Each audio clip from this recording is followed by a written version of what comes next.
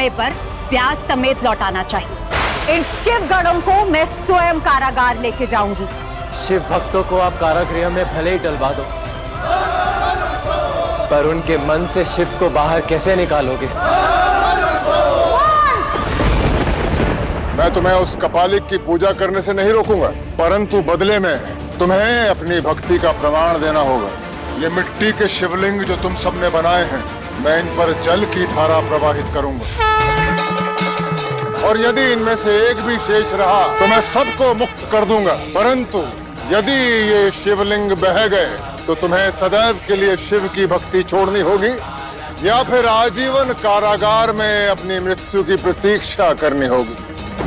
मेरे पिता ने सिद्ध कर दिया है कि तुम्हारी श्रद्धा और समर्पण सब झूठ था, और मेरे पिता की सोच सत्य। महादेव महाकाल सदाशिव महान शक्ति स्वरूप शिवा, प्रकृति स्वयं है समाहित जिनमें स्वयं सृष्टि प्रारूप शिवा। शतकोटि नमन हर हर शंभो, शतकोटि नमन हर हर शंभो। एक बार फिर मेरे पिता का अपमान कर बैठे शिव।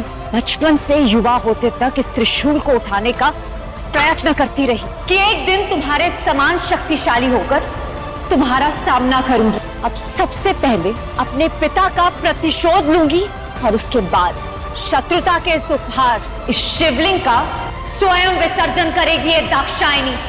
मैं तुम्हारा सामना करके रहूंगी। तुम्हें मुझसे युद्ध करना होगा शिव। देवी सती ने आपको प्रेम से नहीं शत्रुता से ललकारा है। क्या आप जाएंगे देव? पुकार शत्रुता की हो या प्रेम की, बंधा तो मैं हूं ही नारायण, परंतु मैं साक्षात सती के समक्ष नहीं जा सकता, क्योंकि अभी वो सज्ज नहीं। इसलिए प्रकृति की सहायता लेनी होगी। सारी सृष्टि सार है जग का, धरती अंबर बनाए है जो हर दिशा।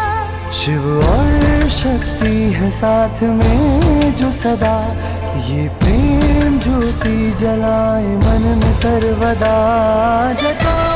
तुम्हारा वास्तविक रूप क्या है? किसी का शीश काट देते हो, किसी को मृत्यु से बचाकर जीवन आशीष देते हो, किसी का कभी ना कटने वाला शाप हर लेते हो, मित्रों को प्राण देते हो, शत्रुओं को भी सम्मान देते हो। तुम्हारा सच क्या है? क्यों है तुम्हारे चरित्र में इतना विरोधाभास? दूजे से है ये एक दूजे में कुछ ना एक दूजे के